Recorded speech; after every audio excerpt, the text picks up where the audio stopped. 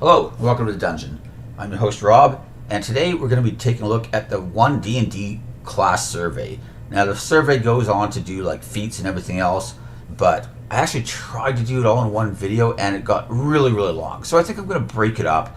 We'll take a look. Today I'll just do the expert classes portion of the survey, and then I will come back and do the rest. That's why, if you notice, we're already at 26% here, because I was trying to actually just do the whole thing one sitting, and then I realized this video was just going to be, ridiculously long. So anyways, let's take a look. I've also got the class PDF thing open over here so that, I can like flip back and forth and we can reference the abilities, because, everything got moved around and some abilities are new or got tweaked or whatever, right? So that way there's no mistakes and I'm not just going by memory and screwing things up, right? So as you can see, I've already given some answers for some of this, but yeah, number one, would you like to rate the material presented in the expert classes? Obviously yes, otherwise we wouldn't be here. Number two, what was the first edition of D&D you played? That was D&D Basic. Which of the following classes have you play tested? I played Ranger one game, and that was it. I haven't play tested any of the rest. How satisfied were you overall with the classes as presented in the article? I said that I was very satisfied with the Bard. That was mostly because of the movement to prepared spells and to the changes in magical secrets. Ranger, I was very satisfied as well. I felt that, especially comparing it to the player's handbook version of Ranger, I think it's a huge improvement. If we're comparing it to later versions like Tasha's and whatnot, not a lot of changes there. Most of the good abilities that we see in this version were already run through in Tasha's, right? But compared to the player's handbook version, very satisfied. Rogue, I put very dissatisfied, mostly because I hate the changes to sneak attack. So number 5, how satisfied are you with the elements of the Bard as presented in the article? I put very satisfied, or are satisfied, sorry, for creating a Bard. But again, we don't know, so here we got multi-classing and the Bard, right? So multi-classing is a great example of this. Without seeing the rest of the classes, we don't really know how multi-classing with a Bard is really going to play out. All we've seen is some prerequisites, which we, don't have much to go by. Anyways, Bardic Inspiration. Oh, I'm really very satisfied. I should probably put satisfied. I think it's, well, maybe I am very satisfied. It feels more reactive now, like it's something that you can use strategically. Well, not just because you use it as a reaction, but it's something that, something happens and now you use it. And it feels a lot more active of a skill, rather than I hand it to somebody and then they forget they ever had it. So even though handing it out in advance was probably actually better in some ways, I feel like this is more intuitive and, I don't mind it. It does use your reaction, so mechanically there is that. If you were always on top of it and reminding people to use your Bardic Inspiration, the change is probably worse, but I feel that from a gameplay feel, it probably is something I'm very satisfied with. At least for now. We'll see. I haven't play tested a Bard, so, I could change my mind on that. Spellcasting, very satisfied. I like the changes to prepared spells. Expertise, I put satisfied because I'm, unchanged on that. Songs of Restoration, I said very satisfied. I really like the changes to the Bard. Like Song of Rest was always okay. It was there. For spending hit dice, Song of Rest was, I was like, oh yeah, we got Song of Rest too. Nothing wrong with it. But I like the way they've designed it now with our main classes, like, Primal and Arcane and Divine and everything, right? And then I like Bard being limited to a bunch of the Arcane ones, but then your Songs of Restoration coming from a different skill tree, or a different magic tree, giving you, those options, right? I thought that was a nice change. Bard subclass. All we got is the College of Lore, which doesn't feel very lore-ish to me, I have to say. You still get additional skills, which is good. I felt like that's very appropriate. But before we had magical secrets, like additional magical secrets. Now we just have, improvement to cutting words and advantage on some of our inspiration. Like, it doesn't feel College of Lore anymore, you know what I mean? Anyways, Feat, I mean, these are unchanged. Anything that was unchanged, I pretty much just put satisfied, right? Jack of all trades, I clicked on dissatisfied, not because, well, I mean, there's a couple of reasons. Number one, they did move it back to 5th level. And I don't know that that's necessarily a bad thing. We'll have to see how other classes have their abilities restructured or moved around. But they also made it so it no longer applies to things like initiative and counterspell. And I liked a lot of those, like I don't think they intended that to work the first time around, right? I don't think it was their intention that things like Remarkable Athlete and Jack of all trades would apply to your initiative, you know, or to counterspell and Jack of all trades case as well, right? But I personally really like those kind of interesting interactions. To me, that's kind of stuff that is like those little hidden things that people figure out, and it just makes the game a little more rich and a little more interesting to me. So I get that they're probably shutting down what they thought was a loophole, but to me, it was kind of a fun interaction. So, you know, between making Jack of all trades worse and moving it to a higher level, I say dissatisfied, especially compared to the Player's Handbook version. Subclass feature. So what did lore bards... Like, this is the thing too. They rate lower down all the College of Lore subclass features. So I don't think this is specifically, like, this is just how do you like the idea of getting a subclass feature at level 6. So I guess I should probably say satisfied, because it's fine that they're getting a subclass at level 6 subclass feature. I just don't necessarily like that subclass feature, but we can vote for that later down, I guess. Anyway, font of Bardic Inspiration. I said satisfied is fine. Feat gain at 8th level, unchanged, fine. Expertise, fine, of course. So satisfied with all those. Subclass feature, I mean, again, I guess I should probably say satisfied and then vote down below that I don't necessarily like that feature. Magical Secrets, very satisfied. I thought that was a great change. Feat gain at 12, satisfied, obviously. Subclass feature, I guess we're going to vote satisfied again. For the Magical Secrets, obviously very satisfied. Feat gain at 16th level, satisfied. Superior Bardic Inspiration, it's okay, satisfied. Feat gain at 19th level, satisfied. Epic Boon, satisfied. Just because I think that all the classes getting to choose their own capstone event or ultimately is kind of cool, right? Prepared Spells, very satisfied.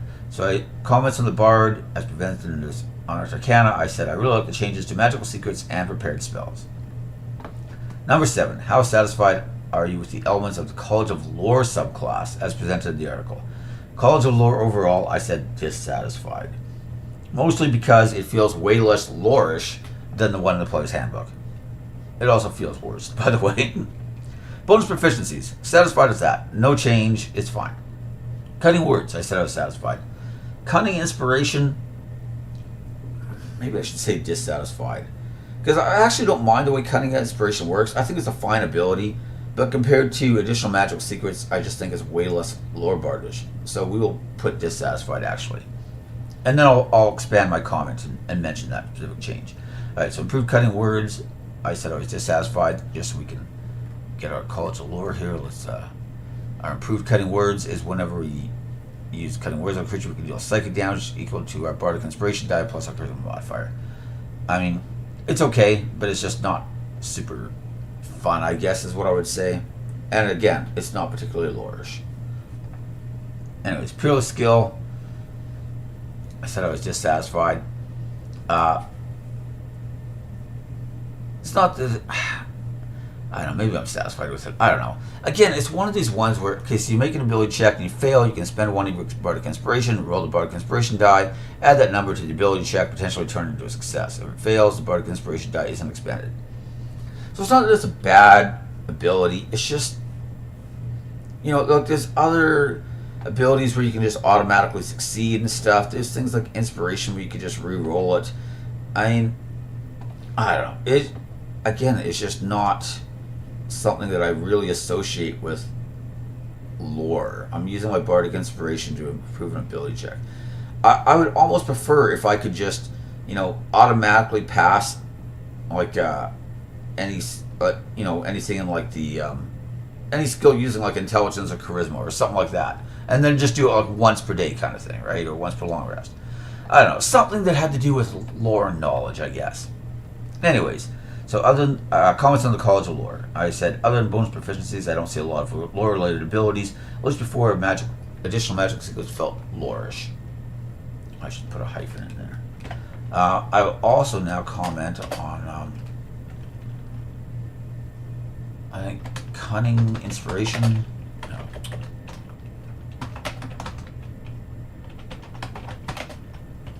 Is fine, but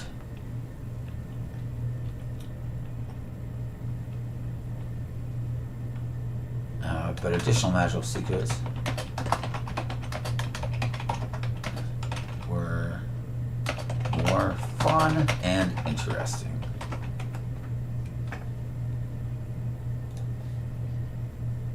Alright, so now we're on to the Ranger.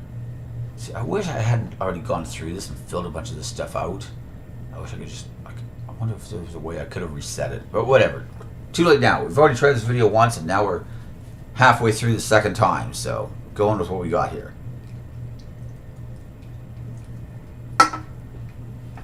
Anyways, creating a Ranger. I guess I should say satisfied, because there's, you're just creating a Ranger. Multiclassing the Ranger. I put satisfied. Again, same kind of issue I mentioned with Bard. It's hard to rate how good they are at multiclassing or how happy I am with multiclassing when we don't know most of the classes that you can multiclass with. We don't know what they're going to be like.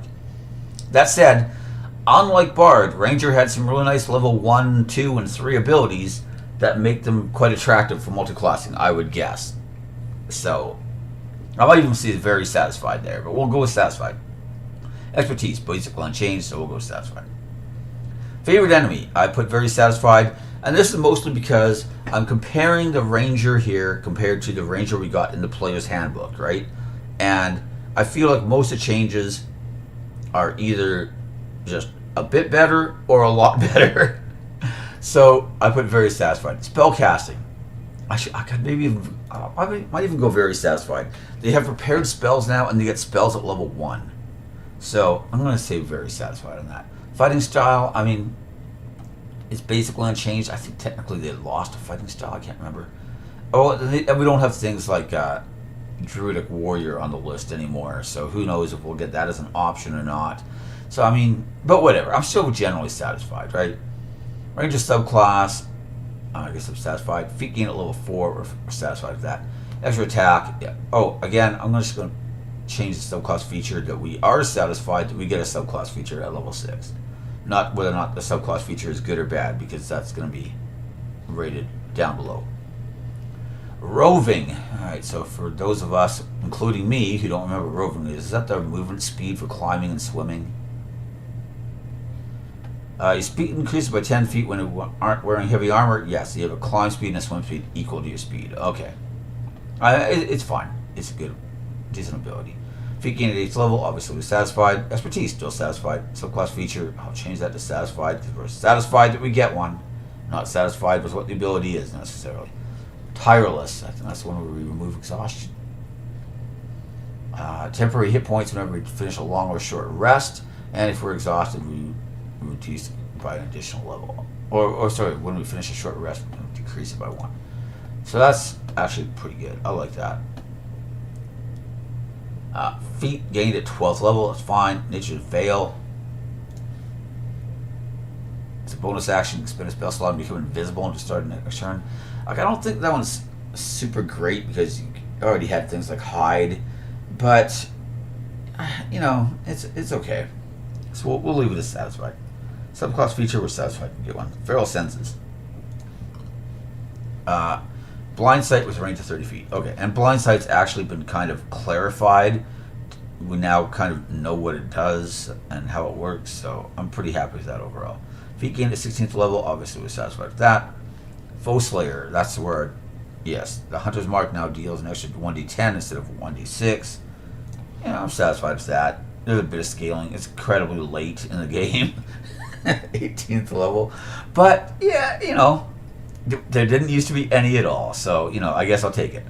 Feet gain at 19th level. Fine. Epic Boon. Fine.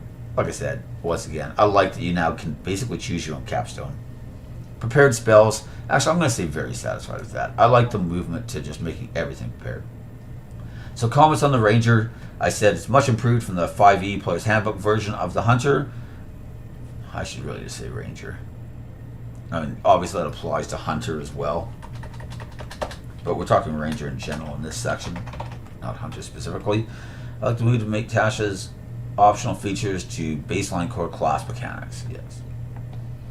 How satisfied with you, or are you with the elements of the Hunter subclass as presented in the article? I said I was satisfied. I was tempted to put very satisfied though, because overall I actually think that it's pretty good. But anyways, so we got Hunter's Prey. For those of you who don't remember Hunter's Prey, that's the one where when we hit a creature with an unarmed strike, we'd do an extra 1d8 damage. Could do the damage only once per turn. I put very satisfied. I should maybe move it to satisfied though, because it is basically just Colossus Slayer, and we did lose the other options. Even though I felt Colossus Slayer was the best of the options, there were times when maybe, but depending on your character or group composition, you might have wanted one of the others.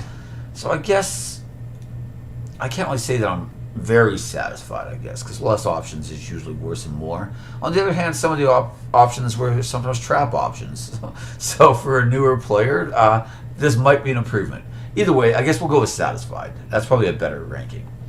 Hunter's Lore, I was very satisfied. That's the one where if you have Hunter's Mark on a target, you know when it has immunities, resistances, and vulnerabilities. And I like that it's not using anything other than my Hunter's Mark. I don't have to spend an action or a bonus action or anything else to activate this ability. As long as I put Hunter's Mark on the target, I have that information, which I like. I think that that's very Hunter-ish. It has that Hunter feel to it, right? I know what the creature is. Multi-attack, satisfied obviously. Superior is Hunter's defense. It's not this ability is bad per se. So when you hit by an attack roll, you can use your reaction to have the attack damage and can redirect the other half to one creature other than the attacker that you can see within 5 feet of yourself. Maybe I should say satisfied for that, honestly. It's not that it's a great ability, but it is a little more interactive than what we had before, where it was just half damage on the attack. At least now you can redirect it if there's an eligible target.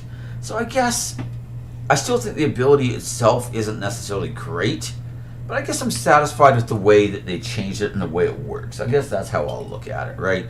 It is a little more interactive, and you know, it's kind of fun that you can redirect damage as opposed to just only taking half. Anyways, I said I liked the Hunter quite a bit in the playtest. It was quite good, and it was fun to play in game.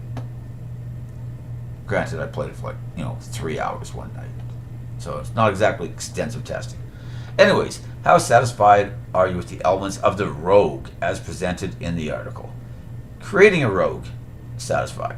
Multi-classing the rogue, same problems we have with all the others. Hard to rate it when we don't know what the other classes are like, but I put satisfied. Expertise, satisfied. Sneak attack, very dissatisfied. My biggest complaints about Thief were the changes to sneak attack. Anyways, Thieves can't. I put satisfied. You get an extra language. Maybe I should even say very satisfied. It is better than the Player's Handbook version, even though Thieves Can't itself is a pretty minor ability. But I'll say I'm very satisfied with it. It just doesn't change my ranking of Rogue overall because it's a minor ability compared to Sneak Attack. Cunning Action. It's fine. Rogue subclass. I guess I have to change that to satisfied because, I'm just happy they have a subclass, I guess. Again, we're not ranking how good we think the subclass is here. That's below. We're just ranking that they have one, I guess. I don't know. Anyways, feat gained at 4th level, satisfied. It's the same as always. Uncanny Dodge, I'm satisfied with that. Subclass feature, again, satisfied. Expertise, satisfied. Feat gained at 8th level, satisfied. Evasion, I'm satisfied. Feat gained at 10th level, satisfied. Again, rogues get extra feet, so, that's quite nice. Subclass feature, we're satisfied that we get one. Reliable talent, I said I'm satisfied. Feat gained at 12th level, I'm satisfied. Subtle strikes, we're satisfied. I guess we should probably go through some of these abilities for people who don't remember what they are. So, subtle strikes gives us advantage on attack roll if we have an ally within 5 feet. He's not incapacitated.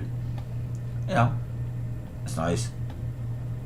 Subclass feature, again, I guess I'm going to change that to satisfied that we have one. Slippery Mind is proficiency on wisdom and charisma. Is that what it is? Yes, proficiency on wisdom and charisma saves. Okay. I guess we're satisfied with that. If you gain a 16th level, satisfied. Elusive, satisfied. Stroke of luck, I'm very satisfied. The fact that we can now give ourselves a nat 20 and crit is pretty cool. So, I guess I'm very satisfied with it. It's not a lot different, but an auto crit is better than an auto success, right? So why not? There's not a lot for thieves to be happy about in this. That's one of them. So I guess we'll take it. Feat at 19th level, we're satisfied. Epic boon, we're satisfied. Comments on the rogue class. I said, please allow sneak attack to work with held actions. If I can't sneak attack because I don't have an ally nearby, I can't even hold my action now to allow him to get in range and still sneak attack since it's no longer my turn. Yeah. This was really one of my big problems with sneak attack. I get that they probably didn't want us using things like reaction sneak attack so you could sneak attack twice in a round. It appears that probably wasn't the original design. Even though, again, I like that kind of stuff. That goes back to like the jack of all trades thing I was saying, right? Where you get these kind of weird interactions that maybe weren't intended, but are kind of fun. And, when I look at rogues in general, like, you don't have spell casting unless you went with one specific subclass, in which case you're like a 1/3 caster. But as a base class, you don't have spell casting. You don't have multi attack. Like, all your fun stuff from rogue comes from a lot of the the roleplay stuff. But every class can roleplay, so that's nothing specific to you. There's some sneaking exploration stuff which you are good at, which is fun, and then you've got sneak attack. And if you're going to make it so that sneak attack is just objectively worse, that's really impacting a lot of the fun, I think, of the rogue class. So, I just really don't like the way that they've changed some of that stuff. Especially held actions. Like, I get you didn't want me sneaking attacking with my reaction, but if I need to have advantage on the attack or an ally within 5 feet, then I need to be able to wait for my ally to get within 5 feet if I don't have advantage, right? Like, Treant Monk said this in my wizard discussion with him, which I thought he worded very well. That wasn't closing a loophole, that was just making thief worse, or rogue worse, and I completely agree. Anyways, 15. How satisfied are you with the elements of the thief subclass as presented in the article? Thief overall, I said I was dissatisfied. Fast hands, very dissatisfied. Here's the thing. Fast hands was an okay ability before. It wasn't great, but it wasn't terrible, right? It was, I don't know, 6 out of 10, 5 out of 10, somewhere in that range, right? It was an alright ability. And now it's just objectively worse. So you took an ability that wasn't really overpowered or even spectacular to begin with. You don't see a lot of people taking 3 levels of thief right now in a multi-class compared to, say, 3 levels of assassin in a multi-class, right? I mean, nobody's dipping it really for fast hands unless it's a specific, like maybe a skills monkey type of build with specific interactions they're looking for, but it's incredibly rare. So you took an ability that was, it was okay and just made it worse. So, it's hard for me to be excited about that. Second story work. So let's go back to rogue here. Second story work. Climb speed equal to your speed, and when you take the jump action, you can make a dexterity check instead of a strength check. I mean, I guess I'm satisfied with second story work, climbing and jumping, but again, like I feel like this is one of the problems with just having, you rate this as satisfied, and then you rate, like, say, sneak attack above as very dissatisfied, and they're each counting for like one, like they each have equal weight on this survey, but clearly, jumping and climbing is less important, I feel, to the rogue than sneak attack. You know what I mean? So even though they have equal weight on the survey, they each have like one question where you give one answer. Like a fly spell makes second story work completely redundant, right? Slip was a spider climbing. make second story work completely redundant. Like, there's a lot of things that, like, so it's a fine ability, but there's other ways to accomplish the same thing. Where stuff like sneak attack is your main thing. So, anyways, let's move on. I could spend the rest of this day, just 8 hours of me ranting about how bad Rogue is right now. Anyways, let's move on. Supreme Sneak. What is Supreme Sneak? Advantage on dexterity, stealth checks we make provided we aren't wearing medium or heavy armor. Okay. I mean, I'm satisfied with that. It's fine. Use magical device. I really went back and forth on this one because it's worse than what we have in the player's handbook. However, I don't know that thieves running around with the staff of the Magi and a Holy Avenger really felt very thief-like. So it kind of like my complaint about the College of Lore Bard, where they feel less lore-ish now than they used to. I feel this is more thiefish. So even though it's a worse ability, I really went back and forth between dissatisfied, very dissatisfied, and satisfied. I mean, maybe I should pick dissatisfied just the middle ground there, but I don't know. Anyways, Thieves' Reflexes. That's where you can take a second bonus action on your turn, provided it's a bonus action from cutting action. It's not that this is a bad ability. It really isn't. But you used to get another turn. So it's just... Actually, I'm going to click very dissatisfied on this, because it's just way worse than it used to be. So even... I'll make a comment about that in the comment section as well. Alright. Comments on the Thief subclass, I said... Use magical devices less powerful, but probably more in line with the original intention of the design. I'm caught between hating it and liking the changes. And I'll say,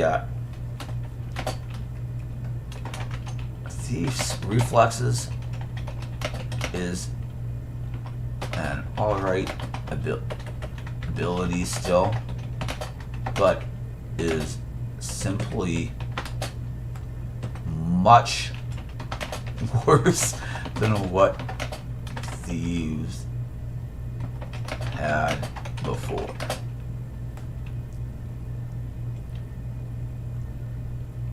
I mean, it's a little more streamlined now. You're not taking a second turn with, half the initiative or whatever that you had before. But again, that was kind of fun. It was kind of fun getting yeah. All right. So then now we're into the feat section, which I will save for a later video. And I have not finished this section, so you won't have all my pre-done answers. I went through, here you go. You can see how far I got down to, right? I went down as far as epic boons, and I was like, okay, this is getting ridiculous. New video.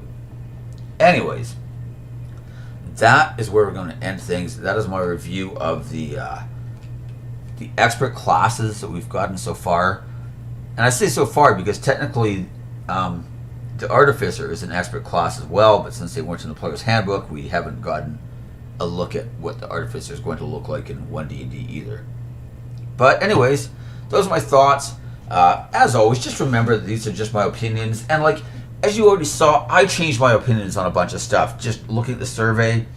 And there's stuff like, like use magical device right here that we're looking at, where I'm caught between thinking that I kind of like the changes but hate that it's way worse than it used to be.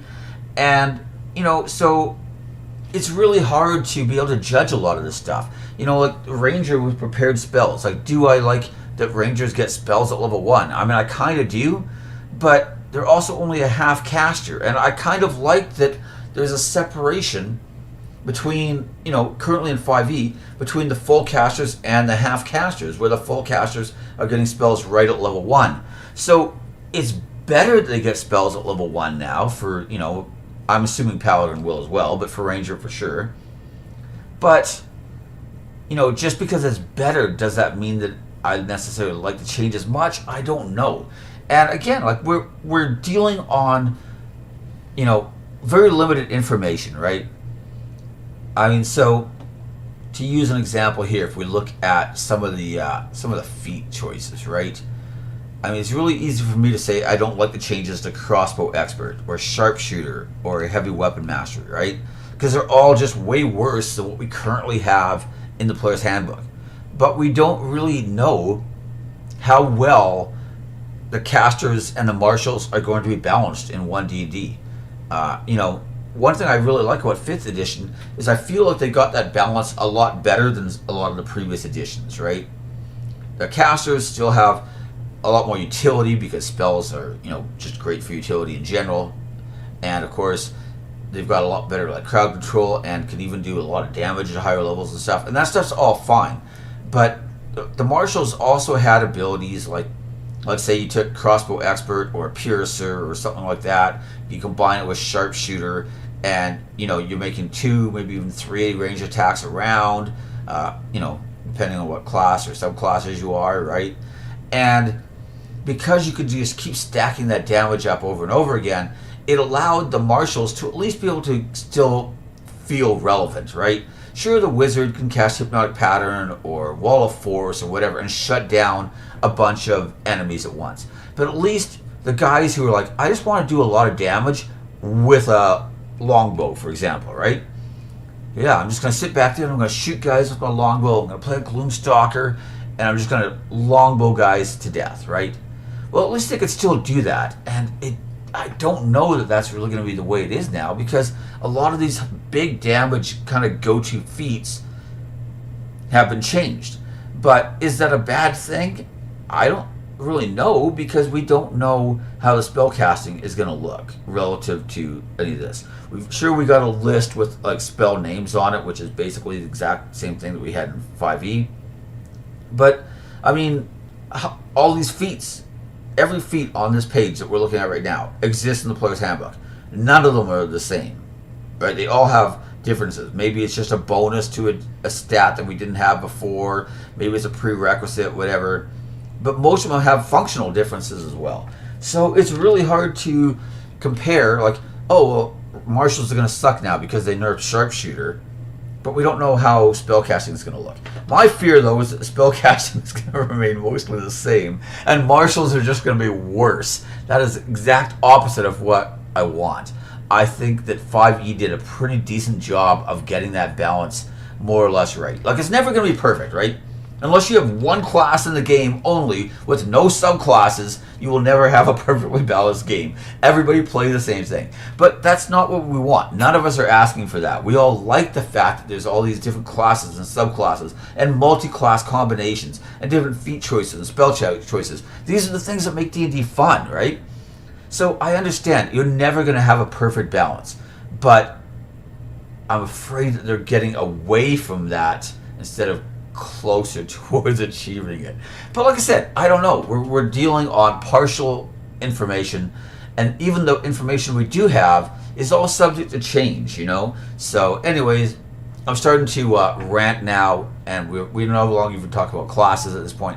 So I think we're going to end the video here. I will make another follow-up video to this one probably in a few days, because I can already feel I'm starting to lose my voice from talking and ranting too much. And we will go through the feat choices and stuff as well. And, you know, I'll give my thoughts on those as well. And I won't finish the rest of this survey, so you can actually see me, like, pick it live instead of, like, this time where it's just like, I kind of got halfway through and then decided to, you know, start all over again. Anyways, that is where we're going to end things for now. Thank you for watching. And I'll see you next time. Bye. Oh, feel free to like, subscribe, comment. Most importantly, comment, of course. And ring the bell for notifications. Almost forgot all that. You know, the YouTube stuff. Do the YouTube things. You all know what they are by now. All right, thank you. And I'll see you next time.